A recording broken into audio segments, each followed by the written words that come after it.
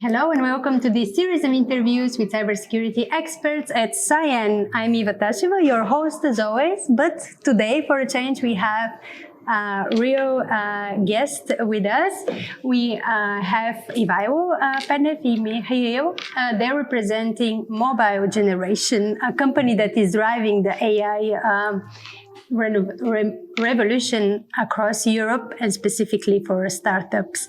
We're very happy to have you with us. Thank you. We are going to figure out more about AI from the coders, from the developers, and hopefully we are also going to figure out how to make it secure. So this is always the connection to security with us. But the first question is, what are we really speaking about when we speak about the AI revolution? What are the most significant advantages? Development in AI coding across Europe? Well, I think speaking as a developer, the AI coding revolution really hit us like a storm. And at the beginning, a lot of developers were very skeptical, and they're not really seeing what's coming. And I have 15 years experience in development, me as well. At the beginning, I did not take very serious the AI code generation, but pretty quickly we realized that the whole industry is going in that direction. The people who don't embrace it, they for sure, I believe, will lose competitive advantage on the job market.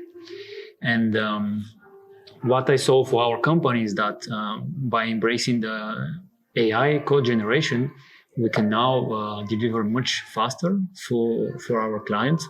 And I think where it really works is by pairing an experienced developer with a good code generation tool. Nowadays, there are many tools we can pick from, but when two of them come together, I would see like real improvements in our industry. And if we look the statistic of the AI usage, code generation is probably number one or two. That's been so far one of the most applied sectors where AI is making huge advancements. Okay, so we are coding more and faster. We'll go back to the security question. But are companies, the industry in Europe, leveraging these new opportunities of AI coding, and how?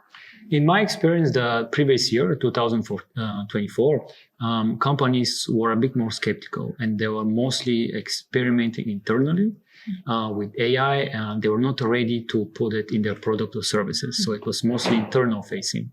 Although this year we see a change in implementation where companies are taking the step to actually insert AI in their product and services.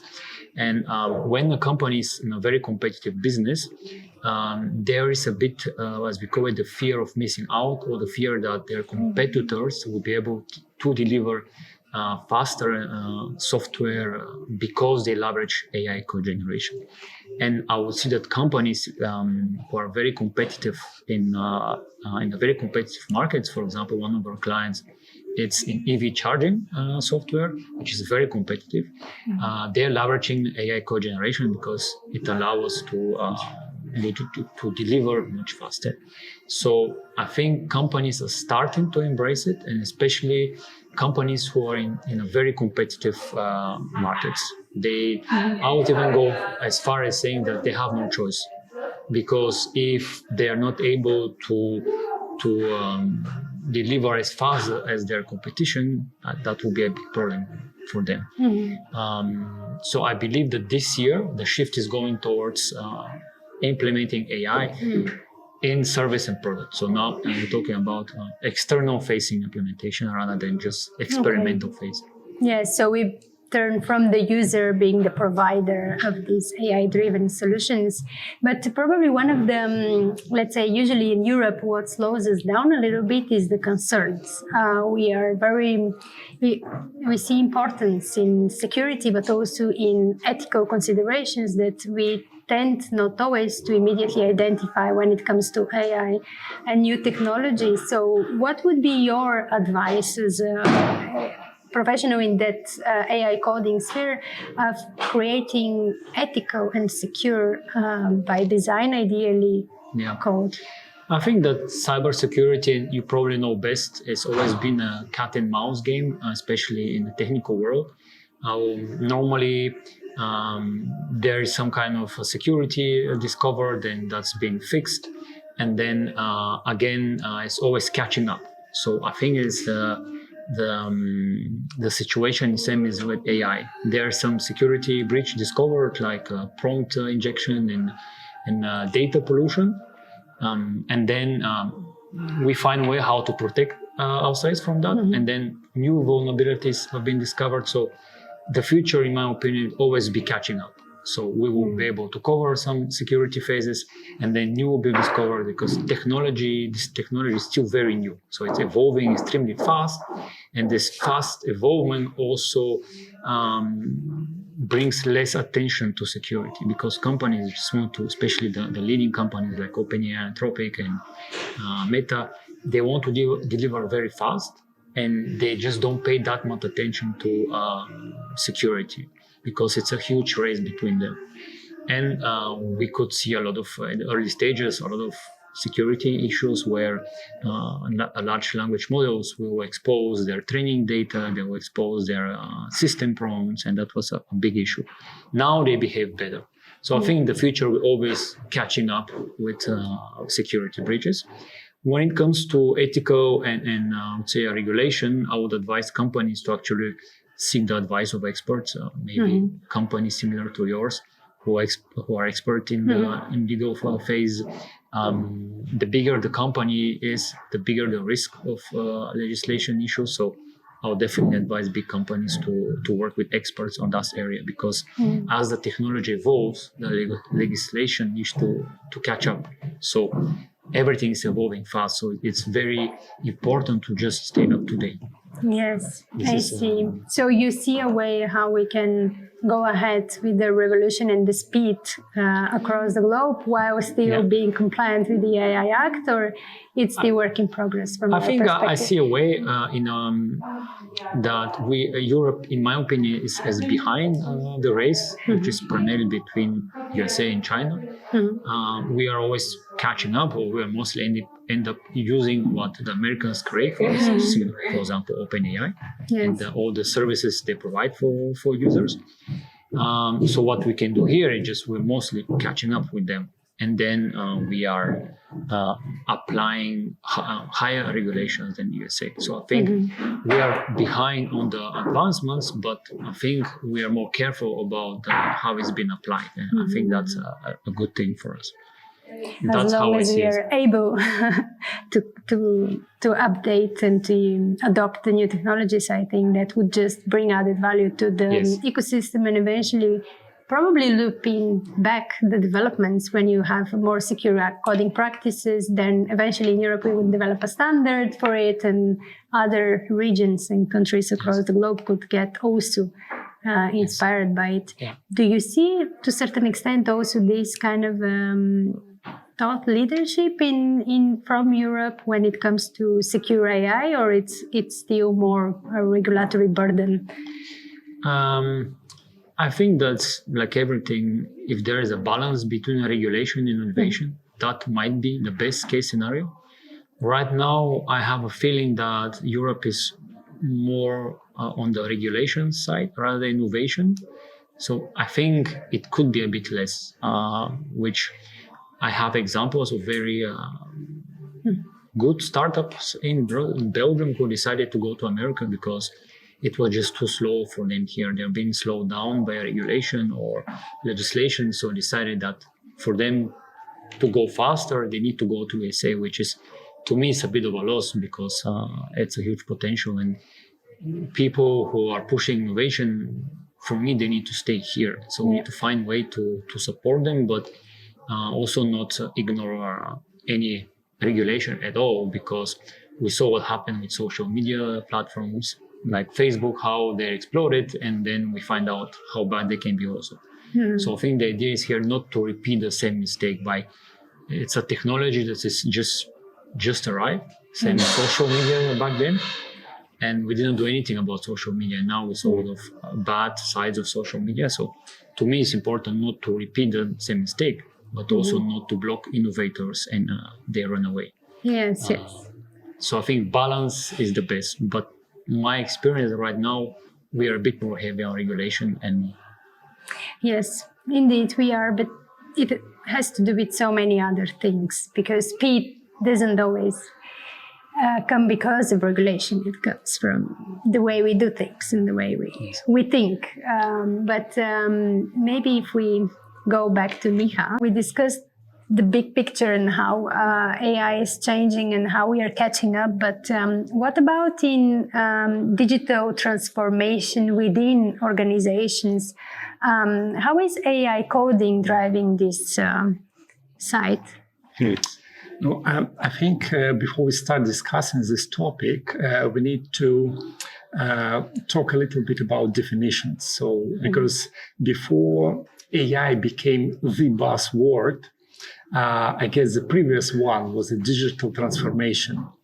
And there were many discussions around like where we draw the line between continuous improvements and actual digital transformation. And it's actually not easy to draw that line, but there was a consensus that if you not just marginally improved some kind of process, but completely redesign it or even redesign your business model, this is actually digital transformation. And here I believe where AI coding can help, but not AI coding for developers, because like developers really do stuff in integrated environments, AI powered. But when we use no code and low code platforms, so because these platforms under the hood, they have the same LLMs, they have the same agentic frameworks, but they allow non-technical users to catch up and to use AI in their day-by-day activities and their, like, let's say, small transformations within the company. So AI coding in this way significantly drops the bar of like technical knowledge for people to use AI. And this is where people can redefine their internal work processes, like communications within teams and stuff like that, redesign the processes and even business models. So I believe here, like AI coding, give people a huge, like a very powerful set of tools that will allow them to redefine business processes. Okay, but in this, it seems like AI is enabling people. Yeah. AI coding is enabling. But not everyone is ready. For instance, I'm not able to just take a low-code platform and suddenly I'm empowered. Most of us are familiar with how to use large language models for email writing or finding information. How are we preparing the workforce to actually really embrace the digital potential of these new practices? Yes, that's exactly a very good question, how to do it. But I think that paramount here is the will of C-suite. So CEO and C officers should project their vision and should incentivize people to do that, because like people come to the office not to do a bad job, they come to the office to do a good job, and they want to catch up with recent technologies, and they want to be up to date. And even now they're even scared about being obsolete because of that technological advancements. So people really want to catch up. And if you set up right incentives, if you give some signals, I don't even talking about such a big words like strategy or vision, just give some signals, just promote right people who do stuff in AI or try to do something new. It might be not even promotion, but mandatory or not mandatory motivation. Make people feel that what they're doing is important and appreciated. And this is a paramount. And besides that, I believe that very important to sort of lower the bar of bureaucracy, like give some budget for IT experiments, And another thing is that sometimes companies make their data classified or strictly confidential just for the sake of it. And that is why people can't manipulate with some outside platforms. Just revisit your data policy and maybe something like, I'm not talking about feeding external LLMs with customer data.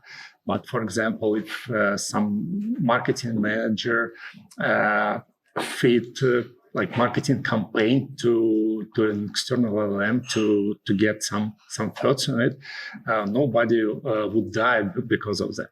So that's, I believe, is the second big thing. So besides incentives, you need to lower the bar on experiments. And the third thing is that I believe give people some not even training, but some overview of what kind of tools are available. Because sometimes people just don't do something because they simply don't know that it's technically possible. So give them some overview, empower them with your incentives, and the rest they will do themselves. Mm-hmm. Sounds very easy, but working also with board members, it's sometimes the technology is changing so quick that it's, especially when you're at a very high level of strategic and long-term vision of a company, it's very difficult to be up to date on the first place, let alone pass this message regularly to your employees. So it's great that we have channels like ours and others that raise awareness, and the work that you do also with companies raising awareness, I think is very beneficial in that sense. We all work together for the same objective. But thank you very much. I thought this is very insightful. What I would like to invite our audience is to write your questions or comments in the chat section. We are going to keep an eye on it and contact our guests if you want to know more, or if you would like to share your ideas about AI coding. Thank you, and follow us if you like that. Thank you. Thank you.